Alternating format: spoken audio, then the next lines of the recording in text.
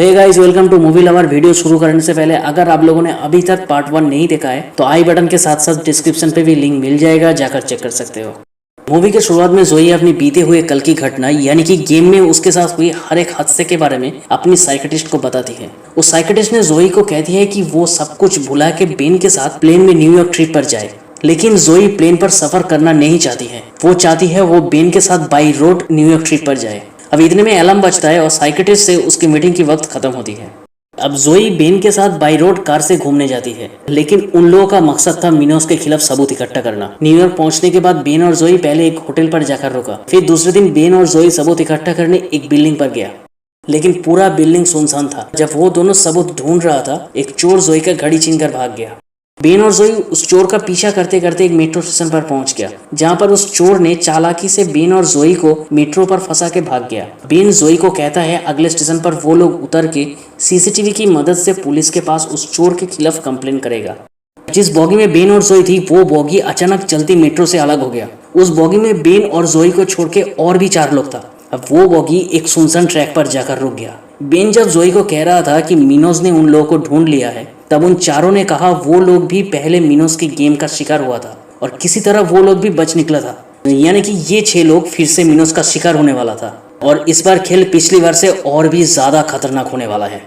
अचानक से पूरी बॉगी में किसी ने शॉर्ट सर्किट कर दिया, जिसकी वजह से एक एक करके सबको बिजली का झटका लग रहा था। उन लोगों को पता था जल्द से जल्द क्लू ढूंढना होगा, वरना ट्रेन में ही उन लोगों का अंतिम संस्कार हो जाएगा। उन लोगों को एक एक करके टोकन्स ढूंढकर टोकन बॉक्स पर रखना था, तभी दरवाजा खुलेगा। उनमें से एक बिजली की झटके से मर गया। बाकी लोग टोकन्स को इकट्ठा करने के लिए जी तोड़ कोशिश की और आखिर में उन लोगों ने किसी तरह टोकन्स को इकट्ठा करके टोकन बॉक्स पर डाल दिया और दरवाजा खुल गया। तो इस बार शुरू में ही 6 में से 1 मर गया था। बेन और जोई को छोड़ के बाकी जो 3 लोग था, उनमें से एक था नेथन, दूसरी रिचल और तीसरी ब्रियाना। अब पहली बार की तरह इस बार भी सब लोग अलग अलग फील्ड से था, लेकिन दिक्कत ये था कि पहली बार तो सबको इनविटेशन मिला था, लेकिन इस बार सबको जबरदस्ती किडनैप करके गेम के अंदर डाल दिया।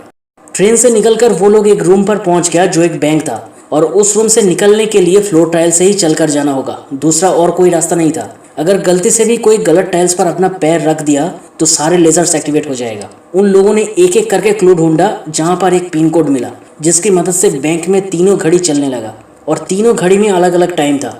उस टाइम की मदद से उन लोगों ने रास्ता निकाला बाहर जाने के लिए, लेकिन उन लोगों को और भी कोड्स चाहिए था। टाइम कम था और दरवाजा भी बंद होने वाला था। बीच में नेथन लेजर्स एक्टिवेट होने की वजह से बेहोश हो गया। जोई के पास एक मैप था, जिसकी मदद से उन लोगों ने रास्ता निकाला। जैसे तैसे करके वो लोग किसी तरह बच के उस रूम से बाहर निकला।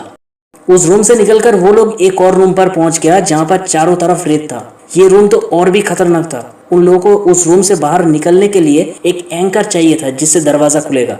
अब एंकर तो मिल गया था, लेकिन अचानक से रिचल धीरे धीरे रेत के अंदर फंसती गई। रिचल को बचाने के लिए नेथन उस रेत के अंदर कूद पड़ा और जैसे तैसे करके रिचल को तो बचा लिया, लेकिन खुद को नहीं बचा पाया। नेथन उस रेत के अंदर डूब के मर गया।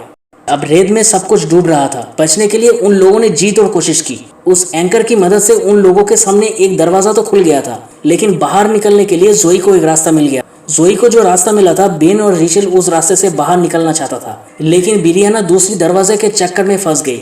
अब बिरियाना को बचाने के चक्कर में बेन रेत के अंदर फंसकर मर गया। आखिर में जोई और रिचल एक रास्ते से निकली और बिरियाना दूसरी रास्ते से निकलकर बाहर आई। जोई बेन को खो दिया था। अब उसके सामने एक ही मकसद था, मिनोस का सच सबके सामने लाना। जोई और रिचल जब बाहर निकली, ऐसा लग रहा था वो लोग सेफ है, लेकिन उन दोनों के सामने अचानक बिरियाना आई और उन दोनों को भागने के लिए कहा। ठीक तभी उस जगह पर बारिश शुरू हो गया। अब ये तो नॉर्मल बारिश नहीं था, वो एसिड रेन था, जिसकी वजह से चारों तरफ सब कुछ बिगड़ने लगा। अब बचने के लिए रिचल और बिरियाना एक पीसीओ पर गई क्लू ढूंढने। क्लू की मदद से जोई को रास्ता मिल गया था, लेकिन रिचल और बिरियाना फंस गई और एसिड रेन की वजह से दोनों मर गई। उस जगह से निकलकर जोई एक और रूम पर पहुंच गई, जहां पर कुछ क्लोज था, जिसे पढ़ने पर अचानक एमांडा बाहर आई। जोई एमांडा को देखकर चौंक गई। एमांडा ने जोई को कहा जब वो ऊपर से गिरी थी वो मरी नहीं थी। मिनोस उसकी बेटी को अगवा करके उसके ऊपर दबाव डाला इस गेम को बनाने के लिए। अब मिनोस चाहता है जोई उनके लिए गेम बनाए।